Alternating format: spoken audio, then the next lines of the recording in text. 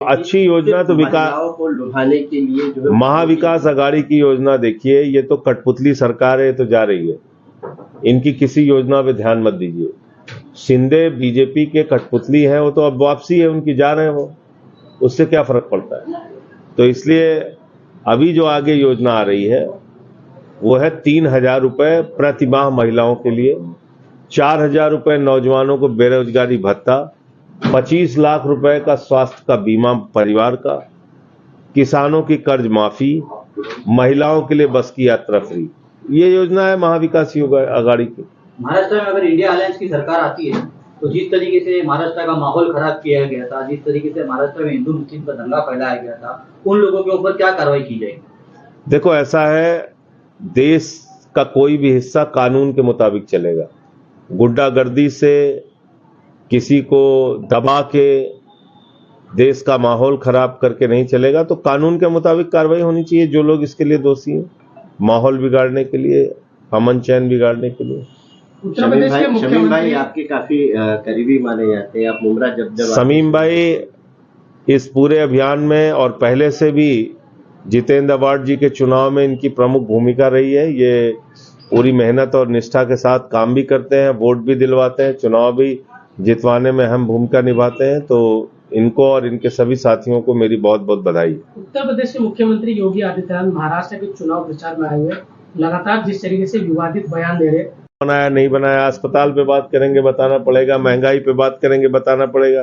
तो जब कोई काम नहीं किया है तो ये इसी तरह की फालतू बातें करेंगे।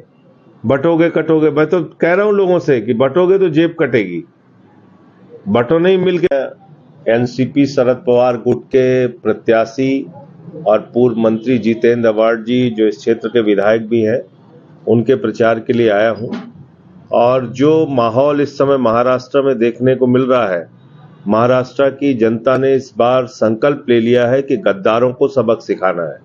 जिन लोगों ने शरद पवार जी की घड़ी चुराई, उनके विधायकों को चुराया, जिन लोगों ने बाला साहब ठाकरे जी की पार्टी चुराई, उद्धव ठाकरे जी के विधायकों को चुराया, तीर कमान चुराया, उन सबको महाराष्ट्र की जनता सबक सिखाएगी। और इससे बड़ा सवाल यह है कि लगभग 2 लाख करोड़ रुपए की योजना भारत के प्रधानमंत्री नरेंद्र मोदी अपने गृह राज्य गुजरात में लेके चले गए। इस बात का गुस्सा महाराष्ट्र के लोगों में है। यहाँ के नौजवानों को रोजगार मिलता, काम मिलता, महाराष्ट्र की तरक्की होती। आप 2 लाख करोड़ की योजना लेके यहां से चले गए। और चुनाव में कोई मुद्दा नहीं है बीजेपी के पास, कोई मुद्दा नहीं है शिंदे के पास, कोई बात नहीं कर रहे हैं जनता की। कैसे स्कूल बनाएंगे, अस्पताल बनाएंगे, बिजली देंगे, पानी देंगे, शिक्षा देंगे, इसकी बात नहीं कर रहे हैं। कह रहे हैं बटोगे कटोगे। मैं महाराष्ट्र की जनता से हाथ जोड़कर कहना चाहता हूं, अपील करना चाहता हूं, बटोगे तो सरकारी अस्पताल बंद हो जाएंगे, सरकारी स्कूल बंद हो जाएंगे। बटोगे तो देश में महंगाई आसमान पे पहुंच जाएगी। अभी 110 रुपए का पेट्रोल आपने खरीदा, 100 रुपए का डीजल खरीदा, 250 रुपए का सरसों का तेल खरीदा, 300 का टमाटर खरीदा। महंगाई आसमान पे पहुंच गई। नौजवान बेरोजगारी के कारण आत्महत्या कर रहा है। तो बटो नहीं, कटो नहीं, मिलकर भाजपा को हराओ। सारे लोग इकट्ठा होकर भाजपा को हराओ। और मैंने तो नारा भी दिया है आज महाराष्ट्र के अंदर, न बटिए न कटिए, मिलकर भाजपा को रपटिए। सर, कल थाने में केंद्रीय मंत्री किरण रिजिजू आए थे। उन्होंने ऐसा कहा कि 25 नवंबर से विंटर सेशन शुरू होगा। इस दौरान वक्फ अमेंडमेंट बिल एक्ट आएगा। इसमें अगर विरोधी दल के नेता ने आक्षेप लिया तो हम जबरदस्ती इस बिल को पास कर लेंगे। आप जेपीसी के सदस्य किस तरीके से? देखो, ऐसा है कि धार्मिक संस्थानों की जमीन को कब्जा करके अडानी को देने का मकसद है नरेंद्र मोदी जी का। इन्होंने अभी 13,000 एकड़ जमीन, भारत की सेना की जमीन, अडानी को दे दी अयोध्या में। जैन धर्म के सबसे प्रमुख धार्मिक स्थल पे व्यवसायीकरण शुरू कर दिया था झारखंड के अंदर, उसका भी हमने विरोध किया। ये वक्फ बिल जो है, ये कोई मुसलमानों की भलाई के लिए नहीं लाया जा रहा है और न देश की भलाई के लिए लाया जा रहा है।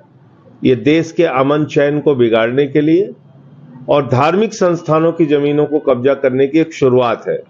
ये मत समझिए कि सिर्फ मस्जिदों की जमीन ये कब्जा करेंगे, आगे मंदिरों की भी करेंगे, गुरुद्वारों की भी करेंगे, चर्चों की भी करेंगे और इनका मकसद है सारी जमीन उठा के अडानी को देना।